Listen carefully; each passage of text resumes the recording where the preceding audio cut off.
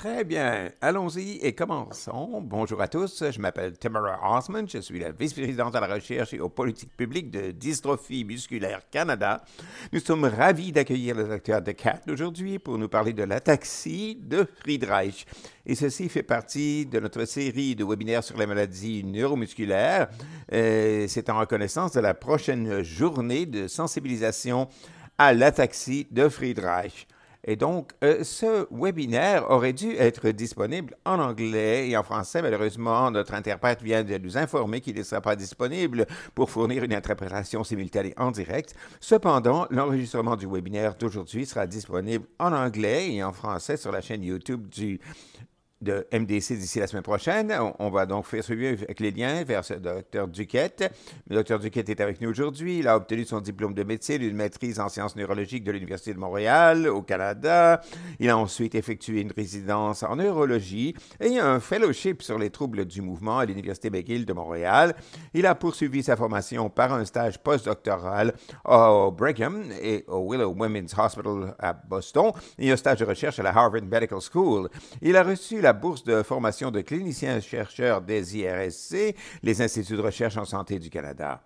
Actuellement, il est professeur agrégé de clinique et neurologue pour les adultes à Montréal. Il est membre du Collège royal des médecins du Canada et membre de la Société des troubles du mouvement, de la paralysie supranucléaire progressive et des groupes d'études sur les troubles rares du mouvement. Et il est également membre du réseau de recherche clinique collaborative sur l'ataxie de Friedreich. Il est également un des principaux enquêteurs pour la mesure des résultats cliniques pour les études sur l'ataxie de Friedreich et aussi chercheur principal pour l'essai MOVE-FA. Il a publié des dizaines d'articles et de résumés et a servi d'investigateur principal ou d'investigateur secondaire pour plus d'une douzaine d'essais cliniques. Nous sommes vraiment heureux de l'avoir avec nous aujourd'hui pour vous parler des mises à jour cliniques et des recherches. Et à vous la parole. Merci beaucoup. Vous m'entendez? Vous m'entendez bien? Oui. Merci de cette présentation. Donc, comme vous l'avez dit, je suis neurologue pour adultes à Montréal. Je m'occupe d'un très grand nombre de patients atteints d'ataxie de Friedreich. Alors voilà. Ceci, c'est le CHUM, le tout nouvel hôpital, où je fais la plupart des travaux de recherche. En fait, la plupart de nos patients, je les vois dans ce centre de réadaptation appelé Centre de réadaptation Lucie Bruno, où j'ai la chance d'avoir une excellente équipe multidisciplinaire pour faire de la gestion des patients avec moi.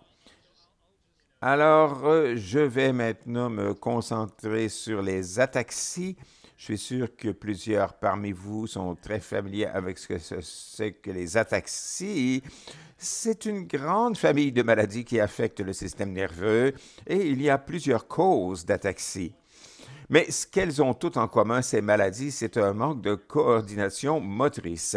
Il existe plusieurs types d'ataxie et plusieurs patients qui sont probablement atteints de dystrophie musculaire au Canada, qui sont membres probablement de DMC, peuvent avoir une ataxie sensorielle, ce qui est un problème de coordination qui augmente particulièrement quand les yeux sont fermés. Cependant, quand on parle des ataxies, on parle généralement d'ataxie cérébelleuse. Et cette ataxie donne lieu à ces symptômes, en espérant que les vidéos vont fonctionner. Tenez vos mains comme ça, ou comme vous le pouvez, allez de l'autre côté. Et maintenant, tenez vos mains comme ceci, fléchissez les coudes comme ceci. Et maintenant, j'aimerais que vous fassiez une pause et on voit maintenant ici les mouvements irréguliers qui sont une des caractéristiques de l'ataxie. Ici, c'est dans les membres supérieurs, mais ça affecte aussi la démarche. Et ce patient particulier n'a pas l'ataxie de Friedreich, mais une autre ataxie héréditaire. Et on voit la démarche à base large qui est une caractéristique de l'ataxie. Alors, ce sont là deux importantes manifestations cliniques de l'ataxie.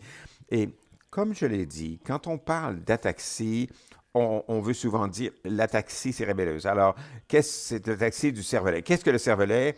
C'est le petit cerveau. En latin, ça veut dire le petit cerveau. Et ce qui est fascinant, c'est que même si ça ne représente que 10% du volume du cerveau, ça contient en fait 50% de tous les neurones du cerveau. Donc, c'est une structure absolument clé dans le cerveau dont les jeunes ne parlent certainement pas assez et qui a plusieurs fonctions. Les fonctions les plus évidentes qu'on associe au cervelet sont les fonctions motrices. Lorsqu'il est important de maintenir l'équilibre et la posture pour l'exécution de mouvements volontaires, comme le montrent les vidéos que je vous ai montrées. Et le cervelet est aussi très important pour l'apprentissage moteur.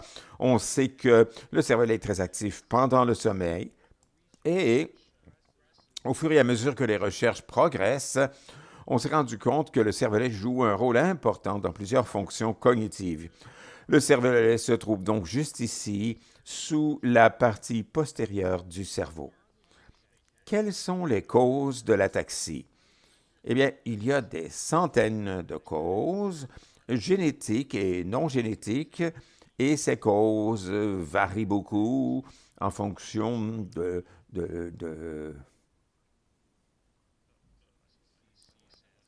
alors, je vois que quelqu'un me demande comment mettre les choses en français. On me dit qu'il va y avoir une traduction qui sera disponible plus tard, mais que malheureusement, la traduction n'est pas disponible maintenant. Donc, où en étais-je?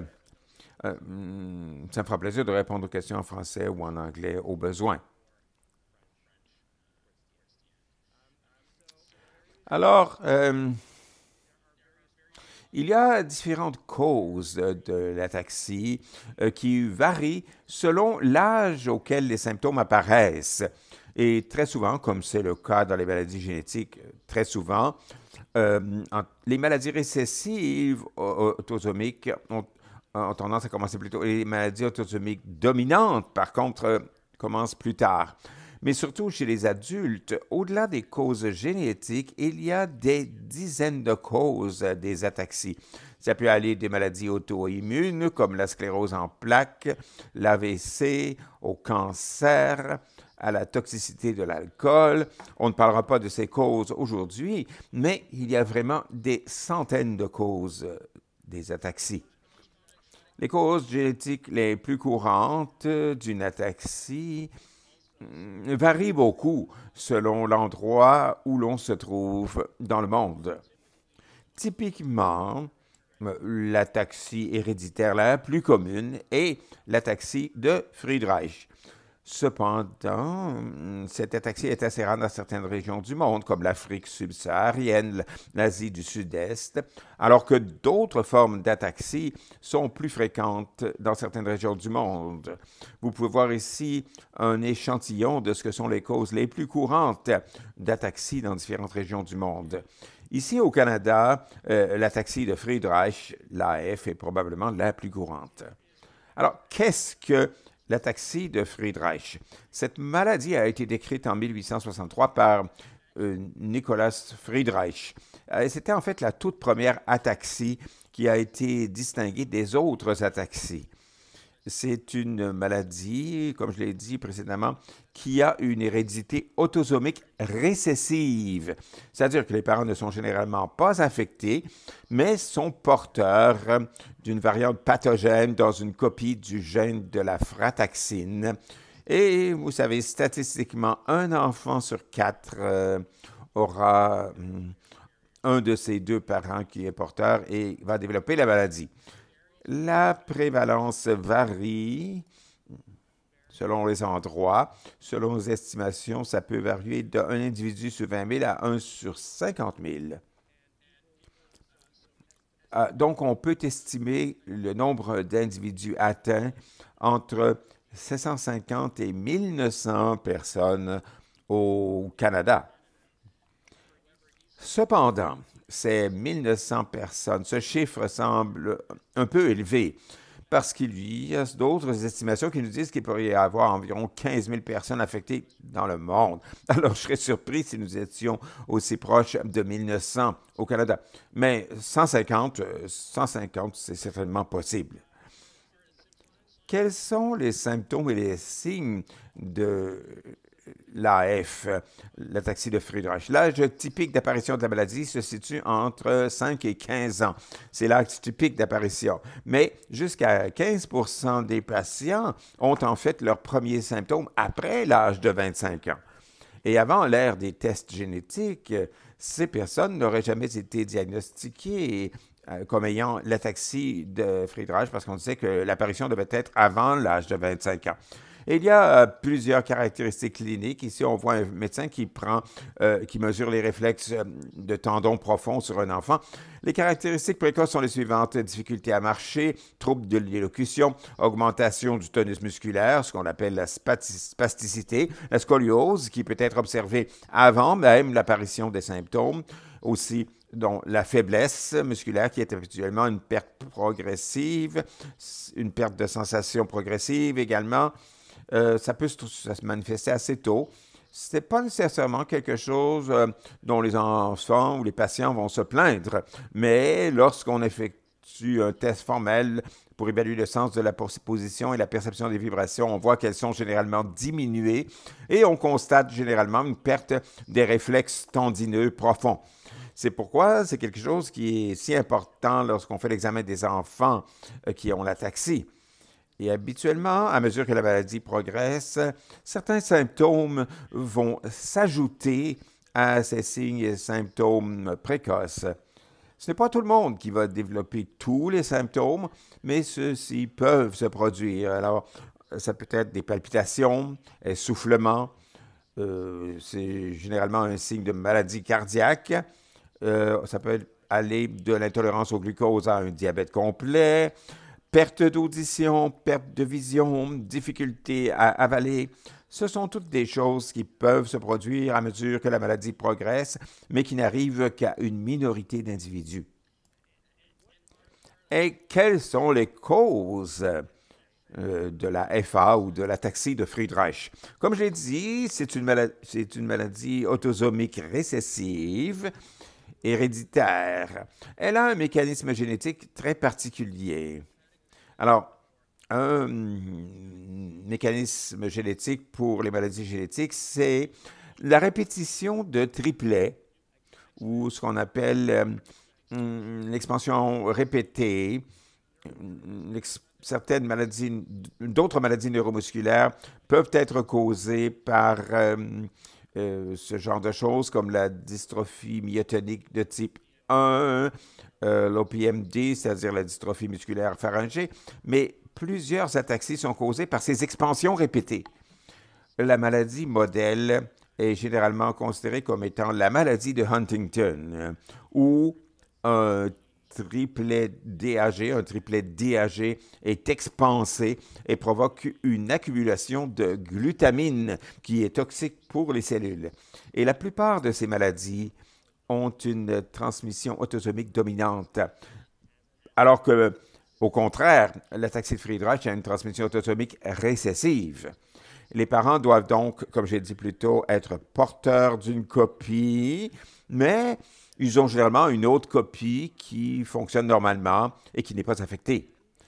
Et lorsque cette répétition GAA, qui n'est pas dans une séquence codante, mais dans un intron, c'est-à-dire dans une séquence secrète non codante, est étendue, elle diminue la transcription, donc la production de la protéine frataxine, et ça conduit à la maladie.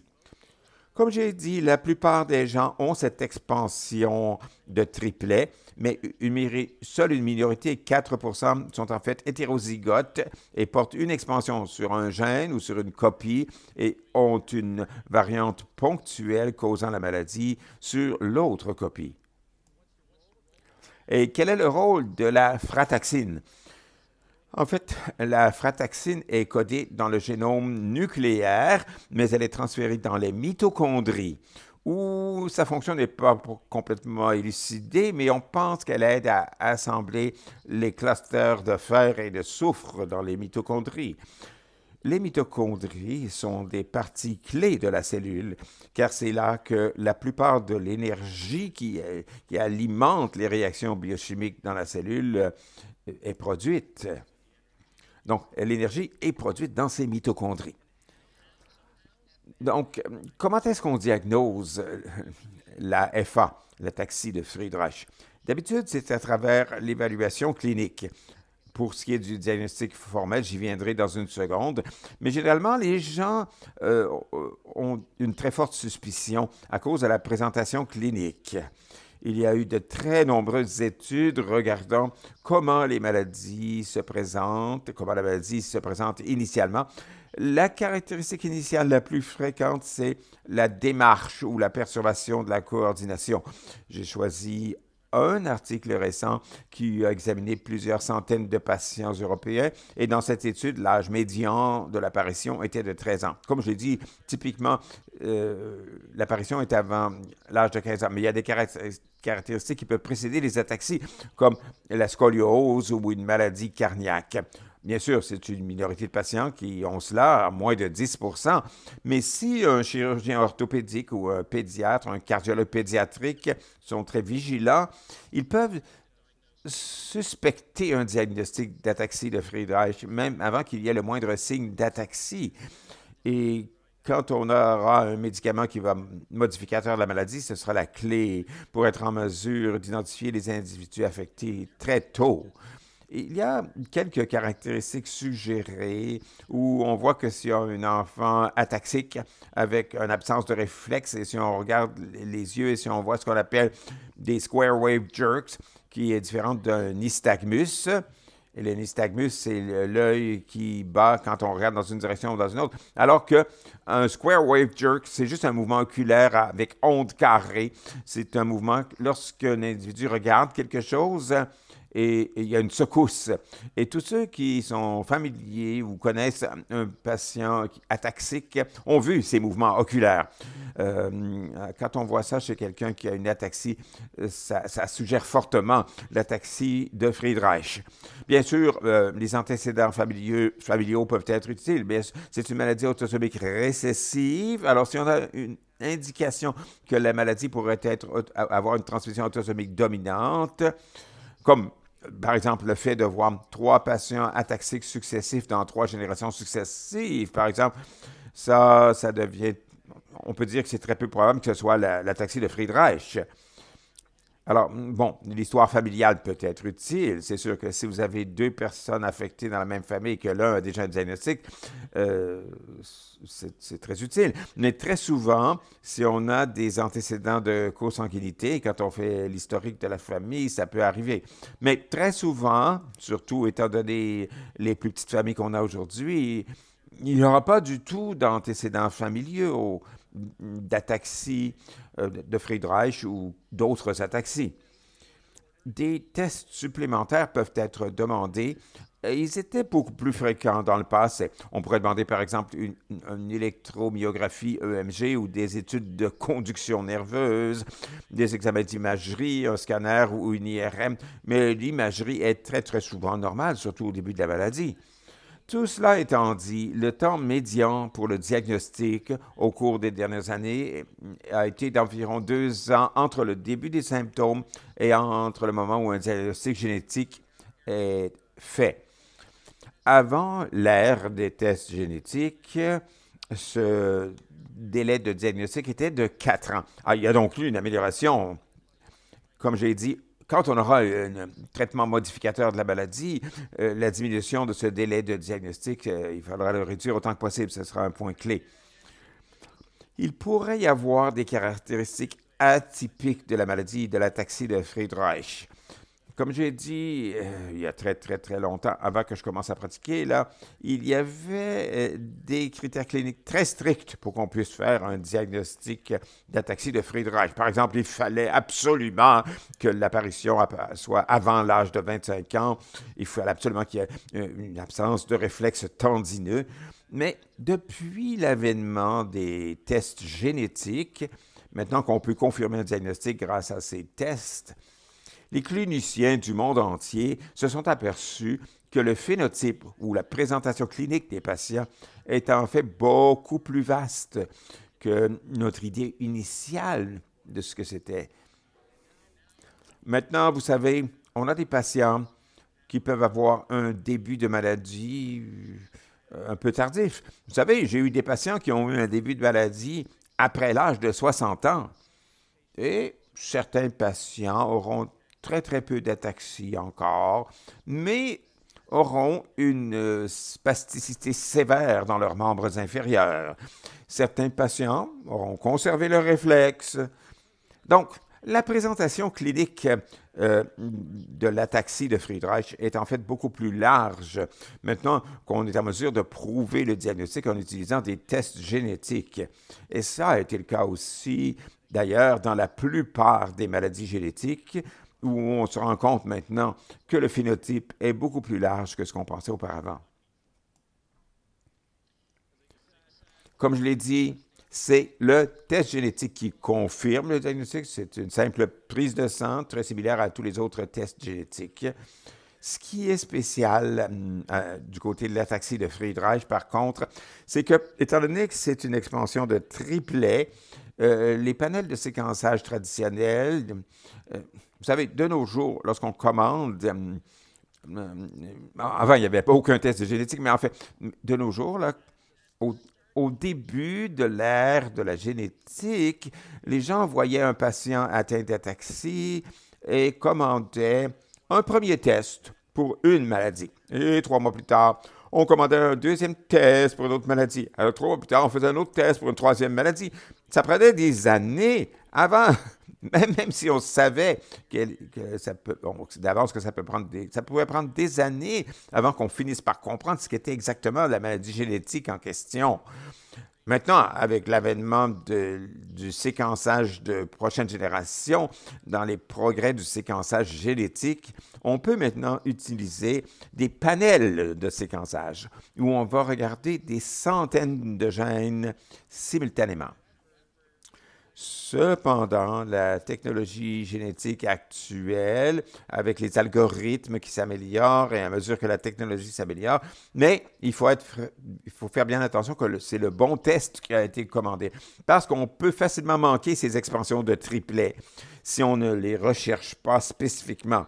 Alors, même si quelqu'un a un panel génétique pour l'ataxie, et même si le gène frataxine faisait partie de ce panel de détection, une expansion GAA causant la maladie peut être manquée. On peut passer par-dessus. Alors, il faut bien commander le bon test et c'est très, très important. Maintenant, en quoi l'ataxie de Friedreich diffère-t-elle des autres ataxies? Bien, les caractéristiques cliniques sont une chose qui distingue l'ataxie de Friedreich des autres ataxies. On a parlé de la scoliose. À cause de l'atteinte du système nerveux périphérique, plusieurs patients, en fait, vont avoir pes cavus, c'est-à-dire des déformations du pied qu'on verra dans certaines autres ataxies et qui sont associées à une polyneuropathie, une simple neuropathie, mais pas pour toutes les ataxies. Le cœur peut souvent être très touché dans l'ataxie de Friedreich, ce qui n'est pas une caractéristique dans la plupart des autres ataxies.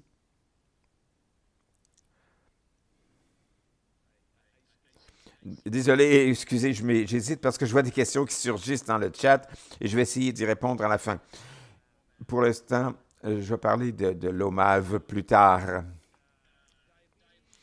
Bon, pour ce qui est du diabète, oui, il y a un bon nombre de patients qui développent un diabète, mais c'est quand même une minorité de patients. Et comme j'ai dit, il y a aussi la perte d'audition, l'atrophie optique, Ce sont des caractéristiques qui sont surtout associées à l'ataxie de Friedreich et pas nécessairement à d'autres ataxies. La base génétique de l'ataxie de Friedreich est aussi différente. Comme je l'ai dit, vous voyez là, c'est TAG. Désolé pour la diapositive en français ici, mais l'ataxie spino-cérébelleuse est autosomique dominante ici. Alors ici, ce n'est pas un triplet répété, mais c'est autosomique dominant. Alors, il y a certaines différences du côté génétique entre les différentes ataxies. Et il y a aussi toutes les autres ataxies récessives. Comme j'ai dit, il y a différentes caractéristiques. Mais généralement, la présentation clinique contient une carence en vitamine E. La carence en vitamine E peut ressembler beaucoup à l'ataxie de Friedreich, mais on peut tester de façon différentielle. Les autres ataxies ont aussi des caractéristiques qui les distinguent. Ici, au Québec, il y a une forme que l'on voit, c'est l'ataxie de Charlevoix-Saguenay. Pour l'ataxie de Charlevoix-Saguenay, d'habituellement, le début de la maladie est beaucoup plus tôt. Les enfants développent une spasticité progressive très tôt avec cette ataxie de Charlevoix. Qu'en est-il du pronostic? Comme je l'ai dit, la maladie, c'est une expansion répétée de triplet. Il y a quelque chose de particulier avec les expansions répétées qui a été très bien caractérisé dans la maladie autosomique dominante, comme la maladie de Huntington.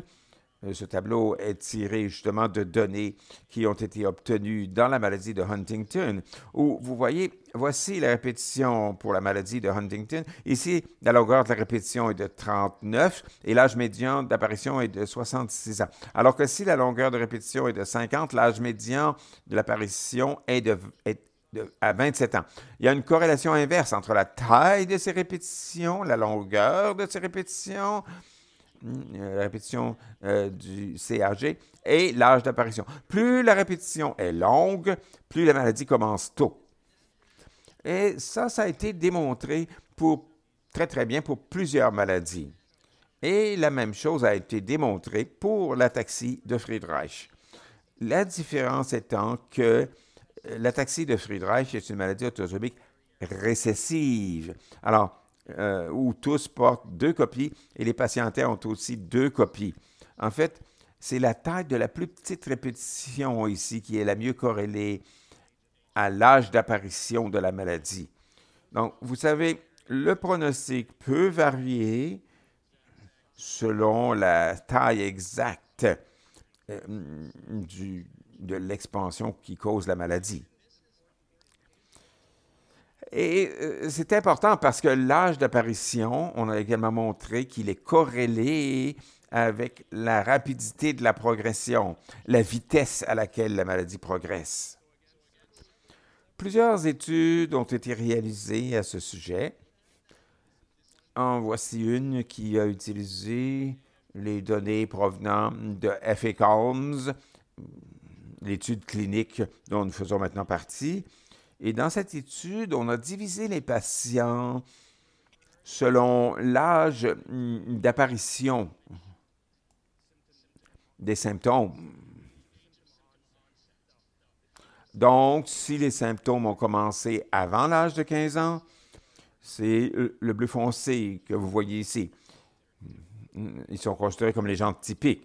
Si les premiers signes sont apparus entre l'âge de 15 ans et 24 ans, on les appelle intermédiaires. Après l'âge de 24 ans, on considère qu'ils ont un début tardif. Et voyez-vous ici, ce n'est pas l'âge des patients, mais ici, on voit la durée de la maladie. Cette ligne ici représente le point où la moitié des patients du groupe commencent à utiliser un fauteuil roulant. On appelle ça la perte d'ambulation ou l'utilisation de fauteuils roulants. Et vous pouvez voir que dans le groupe à début précoce, donc les patients pour qui la maladie a commencé avant l'âge de 15 ans, généralement, la moitié d'entre eux vont utiliser régulièrement le fauteuil roulant environ 12 ans après le début de la maladie. Alors que les plus tardifs, les gens où ça a commencé plus tardivement, où ça a commencé à 23... le fauteuil roulant va arriver 23-24 ans après l'apparition de la maladie. Alors, on voit que la maladie a tendance à progresser plus rapidement chez les patients où le début des symptômes s'est produit plus tôt. Maintenant, Est-ce que c'est vraiment en corrélation avec d'autres symptômes comme les maladies cardiaques? Oui. Pour ce qui est des maladies cardiaques, oui, il y a certainement une corrélation. Ceci est tiré d'une cohorte européenne et dans cette cohorte, on a pu constater que la grande majorité des patients avaient une fonction cardiaque stable lorsqu'ils étaient suivis pendant 11 ans. Mais quand même, on s'est aperçu qu'environ un cinquième des patients voyaient leur fonction cardiaque diminuer avec le temps. Alors, c'est ce que j'ai mis en évidence ici. Quand vous regardez le groupe qui a une fonction ventriculaire gauche diminuée, la taille d'expansion a tendance à être légèrement plus grande. Alors, on n'a pas été capable de corréler cela avec la sévérité de la maladie neurologique, mais parmi ceux qui avaient une maladie cardiaque progressive ou une maladie cardiaque plus sévère, la taille d'expansion de cet allèle court avait tendance à être plus grande. Les gens ont regardé ça aussi pour ce qui est du diabète et pour d'autres manifestations cliniques, mais ça ne semble pas toujours être vrai pour ces autres complications. Et ce n'est pas nécessairement parce que quelqu'un a eu un début précoce qu'il va développer une maladie cardiaque, mais il y a une tendance significative que parmi ceux qui auront une maladie cardiaque, on voit que l'expansion a tendance à être un peu plus grande. La longueur du segment en expansion. Il est donc difficile de donner un pronostic général pour tout le monde. Il faut vraiment que ce soit individualisé pour chaque patient. Maintenant, quelles sont les options thérapeutiques pour l'ataxie de Friedreich? Qu'en est-il des traitements de soutien? L'essentiel, comme j'ai dit, moi je suis la plupart des patients atteints d'ataxie de Friedreich. Je les vois dans un centre de réadaptation parce que l'équipe multidisciplinaire est vraiment au cœur de notre prise en charge. Physiothérapeute, ergothérapeute, travail social, orthophonie, nutrition, kinésiologie, parce qu'ils ont une salle de gym. L'exercice est très important. C'est vraiment au cœur de notre plan de prise en charge. Des orthèses, on décide souvent l'utilisation d'orthèses, ça se décide en conjonction avec le physiothérapeute. Et puis, on a une gestion médicale maximale de différents problèmes, comme les maladies cardiaques, le diabète.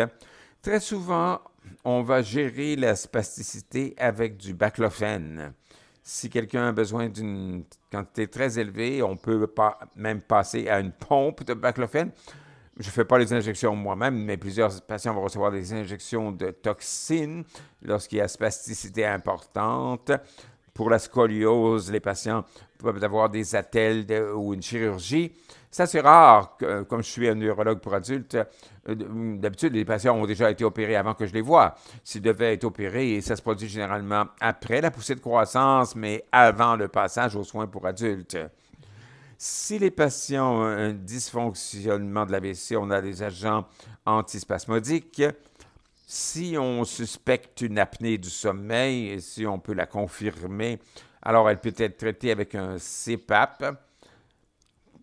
Certains patients ont une perte d'audition, mais beaucoup de nos patients ont ce qu'on appelle un problème d'attention divisée. Un problème d'attention divisée, ça veut dire que l'audition peut être légèrement diminuée, mais c'est surtout l'audition est surtout diminuée de manière significative quand il y a un bruit distrayant autour. Par exemple, j'ai eu un patient qui me disait cette semaine qu'il est incapable d'utiliser un téléphone public là où il habite parce qu'il y a trop de bruit autour et il n'entend rien.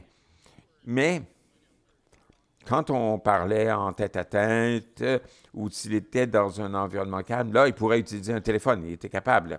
Alors, dans ce cas, on peut utiliser des mesures de soutien avec un microphone et un récepteur parce que les aides auditives traditionnelles ne sont souvent pas aussi utiles. Un soutien psychologique aussi est approprié quand c'est nécessaire. C'est donc vraiment la base de notre gestion. Malheureusement, à l'heure actuelle, on n'a pas de médicaments modificateurs de la maladie. Mais, et c'est là que l'OMAV entre en jeu. L'Omavaxalone pourrait devenir le premier médicament modificateur de la maladie disponible. Pour ce qui est du mécanisme, on n'ira pas trop dans les détails, mais ça agit en activant un facteur mitochondrial important. Mais le principe de ce médicament est la protection des mitochondries et la réactivation de la fonction mitochondriale. Il y a eu un essai de phase 2 qui a commencé en janvier 2015 et qui s'est terminé en octobre 2019 avec 172 participants dans 11 sites dans le monde, dont 7 aux États-Unis, 1 en Autriche, 1 en Australie et 1 au Royaume-Uni. Et vous remarquerez qu'il n'y avait pas de site au Canada. Donc, quand l'étude a eu lieu, je n'avais pas de relation que j'ai maintenant avec FARA et tout le consortium nord-américain. J'avais pas le même contact que celui que j'ai maintenant. Alors, j'espère qu'on va éviter des situations comme celle-ci où le Canada est un peu laissé de côté dans les essais cliniques. Mais enfin, cet essai ici à droite, vous voyez, c'est le document qui a été publié en octobre 2020 avec les résultats. Et vous voyez dans le panneau A, en bas ici à gauche, celui à gauche au bas, vous voyez, ce qui est intéressant, c'est une très bonne illustration en même temps de l'effet placebo. Donc, quand la courbe descend, les patients s'améliorent. Donc, le groupe placebo, aussi bien que le groupe avec OMAV, se sont améliorés à 12 semaines, donc environ 3 mois. Mais ensuite, par la suite, vous voyez une séparation entre les deux courbes. Alors, c'est une échelle d'évaluation clinique qui utilise une échelle d'évaluation pour l'ataxie de Friedreich. Et on voit qu'après 1 an, il y a une différence significative et le taux de séparation entre les deux courbes augmente en 1 an. Mais les données s'arrêtent à 1 an. Maintenant, en se basant sur ces données, Rehab, la compagnie qui fabrique le OMAV ou qui veut le commercialiser, a soumis une nouvelle demande de médicaments à la FDA ou a obtenu une réunion de pré-indication et la FDA aux États-Unis, malheureusement, leur a dit « Vous n'avez pas assez de données ». Alors, ils leur ont demandé de fournir des données supplémentaires. Ils ont fourni des données supplémentaires parce que ces participants ont été suivis pendant plus longtemps. Donc, ils avaient des données supplémentaires à montrer, mais la FDA n'était toujours pas convaincue. Ils ont dit « Non, vous aurez probablement à faire un autre essai clinique ». Évidemment, Reata n'était pas satisfaite de cela et le FARA, l'Alliance de recherche sur l'ataxie de Friedreich aux États-Unis, a lancé une pétition qui a obtenu plus de 74 000 signatures et a obtenu aussi une lettre de soutien des cliniciens, que j'ai signée d'ailleurs, pour soutenir la poursuite du développement, pour encourager la FDA à reconsidérer sa décision. Donc, en septembre, Reata, la société pharmaceutique, a eu une autre réunion avec la FDA et cette réunion a été positive parce que la FDA a dit, eh bien, vous pouvez maintenant envisager la possibilité de faire une demande de nouveaux médicaments au début de 2022. Ils lui ont dit, bon, vous aurez encore quand même besoin de soumettre de nouveaux résultats, mais ces résultats pourront arriver plus tard parce qu'ils vont devoir faire des études dans la population pédiatrique aussi. Donc, en novembre 2021, la FDA leur a donné une désignation de voie rapide, le Fast Track, qui permet certaines façons techniques différentes de demander la commercialisation et l'approbation. Et en mars 2022, il y a quelques semaines seulement, Reata a fait une soumission continue pour une demande de nouveaux médicaments. Une soumission continue, ça veut dire que la compagnie d'habitude, vous savez, la compagnie doit envoyer un paquet complet de données à la FDA, mais une soumission continue leur permet de soumettre ce paquet petit à petit, morceau par morceau. Pour le moment, c'est public parce que je l'ai trouvé en ligne, on s'attend à lancer, on va faire un lancement aux États-Unis au début des années 2023. Maintenant, pour répondre à la question qui a été soulevée, qu'est-ce que ça signifie pour le Canada? Même si je n'ai pas participé à l'essai, j'ai été en contact avec l'entreprise, évidemment, parce que c'est sûr qu'on est intéressé. Et chaque fois que je leur parle, par contre, vous pouvez imaginer comment ces choses sont très strictement réglementées, particulièrement parce que ce sont des sociétés cotées en bourse. Alors, très souvent, on ne peut pas vraiment apprendre des choses avant qu'elles ne soient devenues disponibles publiquement. Donc, je n'ai pas d'informations supplémentaires. J'ai demandé cela à plusieurs reprises et j'obtiens toujours la même réponse. Nous ne pouvons pas vous le dire. Je sais que leurs efforts se sont concentrés sur leur lobbying auprès de la FDA parce que les marchés sont beaucoup plus importants aux États-Unis. Et je sais qu'ils se sont également concentrés sur l'Europe, sur l'Agence européenne des médicaments. Mais pour la plupart des pays, la taille de la population des gens qui ont l'ataxie de Friedreich est probablement semblable à ce qu'on a aux États-Unis. Alors, ça a été leur autre priorité. Leurs deux priorités étaient donc les États-Unis et l'Europe. Je pense que le Canada va devenir maintenant une priorité parce qu'ils ont encouragé les échanges entre eux et moi. Mais je n'ai pas plus d'informations sur ce que cela signifie. Mais c'est sûr qu'on va lutter pour que ça se produise et pour que ce soit disponible une fois que cela deviendra disponible commercialement. Je voulais juste maintenant montrer les critères d'admissibilité parce que même si le produit devient disponible, il y a un autre combat qui doit avoir lieu là et qui est avec Santé Canada.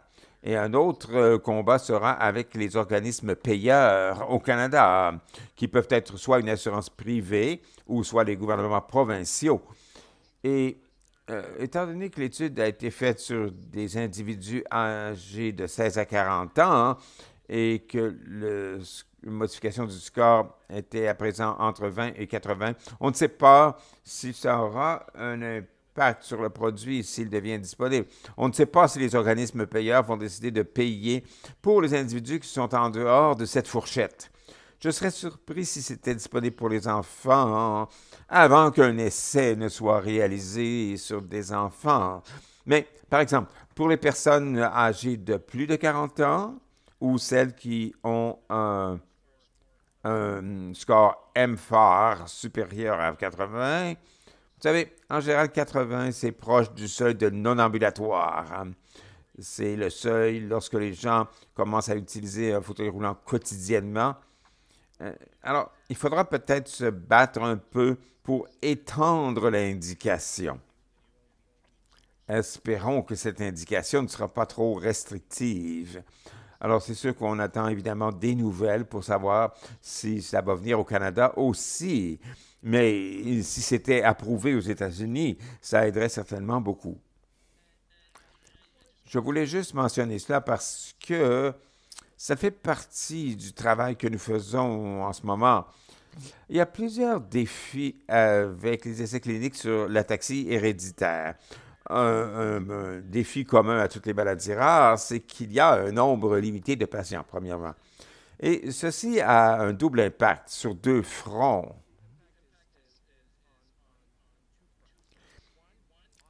D'abord, on ne sera jamais en mesure de faire un essai avec 40 000 participants comme on le fait en cardiologie, où on pourra voir des toutes petites différences significatives qui ne seraient peut-être pas cliniquement significatives, mais en tout cas statistiquement significatives.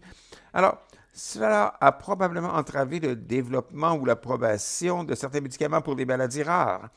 L'autre chose, et vous allez voir dans une seconde, beaucoup d'entre vous sont probablement au courant du pipeline de développement pour l'ataxie de Friedreich, mais il y a plusieurs produits, ce qui est formidable, c'est génial, il y a plusieurs produits en développement, mais quand je parlais à des gens à Farah, eux, ils prévoient qu'il n'y aura pas assez de patients pour participer à tous les essais à venir parce qu'il y en a tellement. Ça aussi, c'est un défi, certainement. Un autre défi, c'est que la progression se fait sur plusieurs années et la progression d'année en année n'est pas énorme selon nos mesures cliniques. Ce qui veut dire que pour voir un changement, et un changement qui pourrait éventuellement être projeté sur plusieurs années, un changement qui réduirait cliniquement la perte d'ambulation ou plusieurs choses très, très cliniquement significatives. Parce que la progression se produit sur plusieurs années, les essais cliniques sont très coûteux pour les entreprises qui veulent amener un produit sur le marché. Ici, je vais parler de l'essai clinique MOVE-FA qui a lieu et qui se déroule depuis plus d'un an et demi avec une extension intégrée. C'est un essai extrêmement long. D'habitude, j'aime bien les essais MOXIE qui se produisent d'habitude sur un an. Les entreprises, quand même, peuvent faire des essais sur 3 ou 5 ans. Ils ne peuvent pas faire ça. Ça serait beaucoup trop coûteux. Ils veulent avoir une réponse sur un an ou deux. Et parce que la progression sur un an ou deux n'est pas énorme, avec l'ataxie de Friedreich ou d'autres maladies rares, il devient difficile de mesurer un changement significatif pendant cette courte période. La présentation clinique peut être variable, c'est peut-être un défi pour l'ataxie de Friedreich. Il faut mieux caractériser l'évolution clinique, ça s'est amélioré au cours des dernières années grâce aux études d'histoire naturelle. Et pour les mesures cliniques qu'on a, ça manque de sensibilité. Vous êtes tous habitués à voir un neurologue qui fait un examen neurologique, qui tapote comme ceci, comme cela, mais ça ne change pas beaucoup sur un an ou deux. Et on doit avoir de meilleurs outils pour mesurer avec plus de précision et une certaine précision qu'on pourra projeter sur 2, 3 ou 5 ans. Si on voit une différence sur un an, on pourra dire, ça va vouloir dire tel type de différence sur 5 ans sans qu'on soit obligé de faire l'essai réel sur 5 ans. Et il y avait aussi une question, savoir, est-ce qu'il y a des recherches qui sont faites sur l'ataxie de Friedreich au Canada? Comme j'ai dit, jusqu'à tout récemment, il ne s'en faisait pas beaucoup.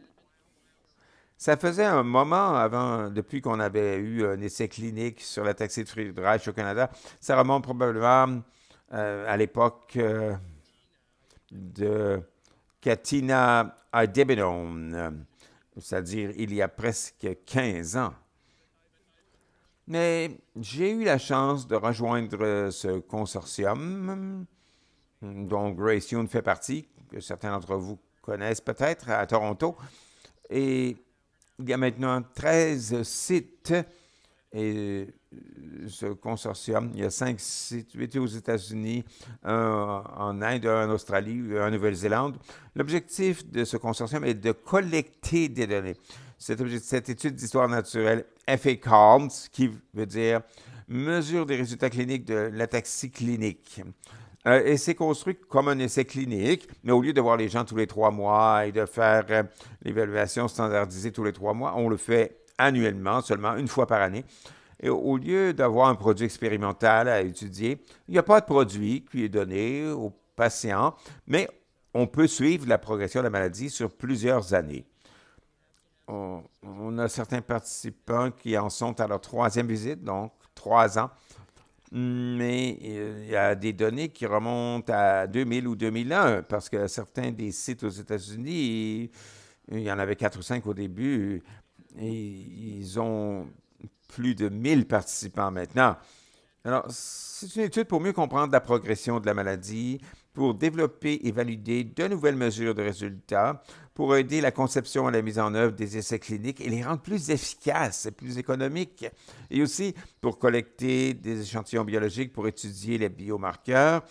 Cette fois-ci, au CHUM, nous avons 7 participants. On aura, sous le parapluie du CHUM, à partir de 2022, on aura des satellites à Sainte-Justine et à McGill avec le docteur Fournier à Sainte-Justine, qui est un cardiologue pédiatrique, et le docteur Pendelfo, qui est très célèbre pour avoir découvert le gène responsable de l'ataxie de Friedreich et qui vient de revenir à Montréal il y a quelques mois. Et il y a déjà un site pédiatrique à Toronto avec Grace Yoon Mais Grace n'a pas participé aux essais cliniques. Elle a décidé de ne pas participer aux essais cliniques. Alors voilà, c'est ce que j'avais à dire sur notre étude d'histoire naturelle F.A. Combs. Et voici le pipeline actuel tel qu'il est tenu par l'Alliance de recherche sur la taxie de Friedreich. Et vous voyez ici que OMAV est celui qui est rendu au niveau de la demande au NDA. L'autre qui est le plus avancé, c'est le PTC 743. Minerex a terminé son étude de phase 2. Ils vont commencer probablement une étude de phase 3, mais elle n'a pas encore été publiée.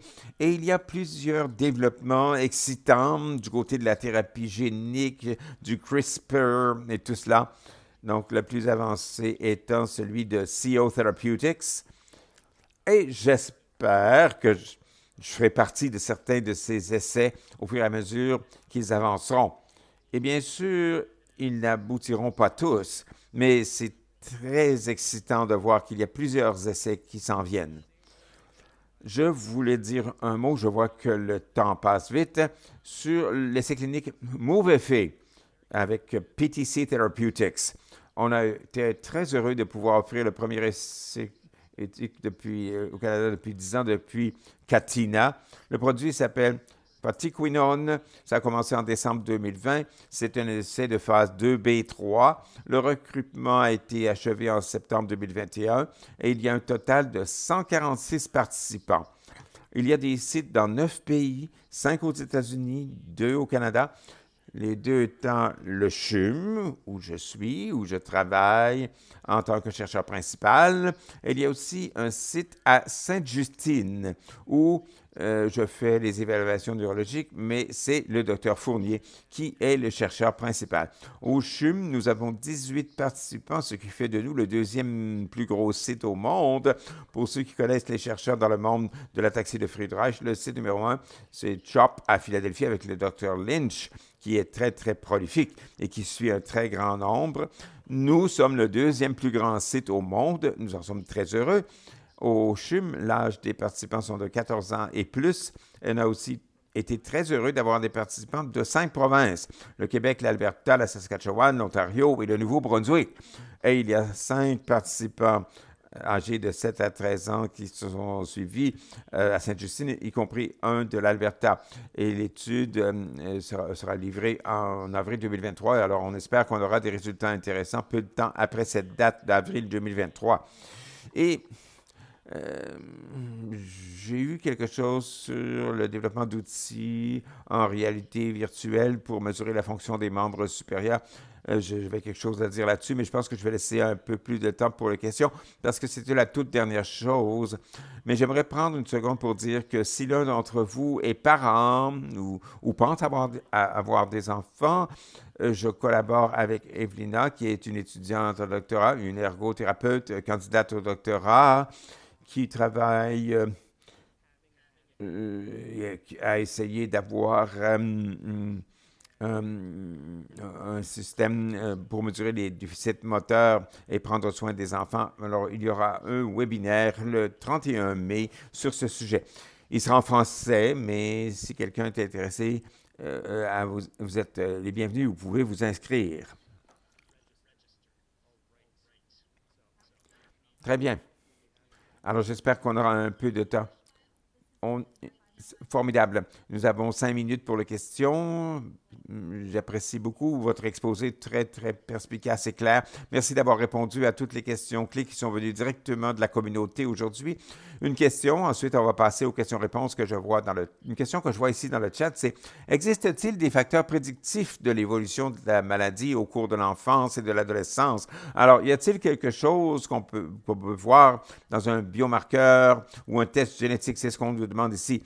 Il veut savoir, pour nous dire un peu quand est-ce qu'il va y avoir une perte d'ambulation ou à quel moment ça va se passer généralement. Non, vous ne savez, on ne peut pas vraiment prédire ça. Comme je l'ai dit, un élément, évidemment, c'est l'âge d'apparition de la maladie. Plus c'est tôt, c'est associé à une progression plus rapide d'habitude. Mais c'est à peu près tout ce qu'on a. On n'a pas de très bons biomarqueurs. De toute évidence, il y a beaucoup de personnes qui travaillent à tenter d'identifier des biomarqueurs et des moyens de prédire la progression de la maladie ou d'identifier les personnes qui pourraient être candidates à certaines interventions lorsqu'on aura des interventions modificatrices de la maladie, mais c'est un travail qui reste à faire. Une autre question est la suivante. Connaissez-vous des pays ou des endroits où on pratique le dépistage néonatal de l'ataxie de Friedreich? Pour l'instant, non, mais en fait, je ne le sais pas. Je ne pense pas qu'il y en ait. Vous savez, je siège à des panels internationaux. J'ai côtoyé des gens de l'Australie, des États-Unis, du Brésil, de l'Inde aussi. Je ne pense pas qu'aucun de ces pays ne fasse de dépistage néonatal, mais ça va certainement devenir un sujet très, très chaud une fois qu'il y aura une thérapie génique ou une fois qu'on aura de très bons médicaments modificateurs de la maladie. La personne qui a posé cette question dit que la raison pour laquelle elle la demande, c'est parce qu'elle aurait voulu savoir ça plus tôt, parce qu'elle a reçu un diagnostic erroné plusieurs fois avant que son neurologue lui donne un diagnostic d'ataxie de Friedreich. Une autre question, je pense que vous l'avez mentionné, est-ce qu'il y a certaines régions au Canada où l'ataxie de Friedreich est plus prévalente? Oui, en fait, on sait quelque chose là-dessus. La prévalence varie selon les différents groupes ethniques. Au Québec et dans la population canadienne-française, le taux est un peu plus élevé que dans d'autres régions du monde. Alors, je dirais probablement que ce taux est légèrement plus élevé au Québec dans la population canadienne-française, donc au Québec. Très bien. Il y a ici une question en français, mais comme je l'ai traduit approximativement, comme je la comprends, si une personne a plus de 50 ans, est-ce qu'elle n'est pas admissible maintenant à des essais cliniques ou des opportunités de recherche? Ça varie, ça varie. Pour l'étude d'histoire naturelle, on était très heureux d'accueillir des personnes à tout âge, mais pour les essais cliniques, ça varie d'un essai à l'autre. Je vous ai donné les exemples de critères d'admissibilité pour MOXIe, où on plafonnait à 40 ans, mais pour l'essai MOVE-FA, pour la tiquinone, il n'y avait pas de limite supérieure. Il y avait un nombre restreint de personnes de plus de 21 ans, mais on avait un participant qui a 66 ans, je pense. Mais il fallait qu'il réponde à d'autres critères. Alors, pour cet essai, il fallait qu'il soit ambulatoire, il devait donc être capable de marcher. Donc, ce monsieur pouvait marcher, mais il n'y avait pas de limite d'âge supérieur. Excellent. Je sais que vous avez déjà répondu à certaines questions sur les médicaments, mais que direz-vous de la question sur le CRISPR? Oui, c'est une très, très bonne question. Sur le CRISPR. C'est une bonne question, mais la question est complexe. Notre principal problème à l'heure actuelle est celui des vecteurs, parce qu'il faut livrer la machinerie CRISPR la plus précise. Et la même chose s'applique à la thérapie génique, pas seulement pour le remplacement des gènes. Nos vecteurs, à l'heure actuelle, ne sont pas très bons pour pénétrer le système nerveux central. Alors, les succès qu'on a vus pour l'amyotrophie spinale, par exemple, où on cible vraiment la moelle épinière, ça a bien marché pour la myotrophie spinale. Et il y en a où on peut avoir un traitement très localisé pour l'œil ou une thérapie génique pour certains troubles du sang, où on peut donner un traitement aux cellules à l'extérieur du corps et les redonner. Mais, vous savez, on ne peut pas prendre le cerveau ou le cervelet, on ne peut pas le sortir du crâne pour le traiter. Alors, on a besoin d'avoir des vecteurs qui vont atteindre leur cible. Et en fait, ça, c'est notre grand défi à l'heure actuelle. On n'a pas de très bons vecteurs. Et il y aura différentes stratégies qui seront utilisées. Certaines viseront d'autres parties. Il y aura peut-être certains essais qui vont cibler uniquement le cœur. Il pourrait y avoir des essais qui vont faire des injections intracérébrales. Mais ça nous dit ça, que les vecteurs ne sont pas très bons pour atteindre le système nerveux central. Alors, il va falloir franchir cet obstacle avant que CRISPR devienne une réalité pour cette maladie. Merci, merci, c'est excellent. Je sais qu'on est arrivé à notre limite avec ça. Je tiens à remercier les gens dans le chat qui ont fait des commentaires disant que vous êtes un tel expert et ils aimeraient pouvoir partager ce webinaire avec leur propre médecin. N'hésitez pas à le faire, je vous en prie. Je voudrais terminer sur une note ici. Dystrophie musculaire Canada, notre nom parle de dystrophie musculaire, mais on inclut aussi les Canadiens touchés par l'ataxie de Friedreich. On va donc aussi communiquer avec vous sur les possibilités de recherche et, espérons-le, d'essais cliniques au cours des prochains mois ou des prochaines années. Il y a beaucoup de potentiel et d'espoir ici. Ceci dit, je vous remercie. Merci de votre expertise et de votre excellente présentation et j'espère que tout le monde aura un excellent après-midi. Il me fera plaisir de répondre aux questions si les gens désirent me contacter directement. Tout à fait. Vous êtes toujours la bienvenue aussi à nous envoyer un courriel à research@muscle.ca. On pourra toujours le transmettre à votre contact. Merci à tous. Bonne fin de journée. Au revoir.